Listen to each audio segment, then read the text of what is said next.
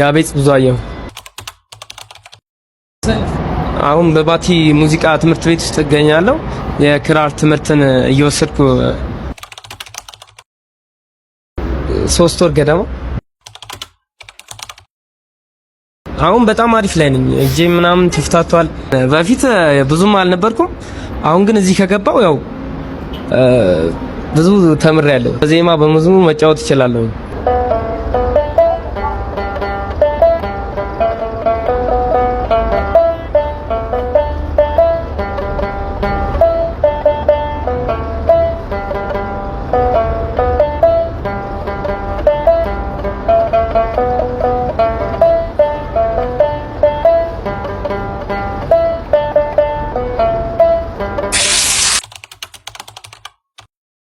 በህይወታቸው ቢያንስ አንድ የሙዚቃ መሳሪያ መጫወት አለባቸው ብዬ አስባለሁ። ለዚህም ባቲ የሙዚቃ ትምህርት ቤት ምርጫዎት ቢሆን ደስ ይለኛል።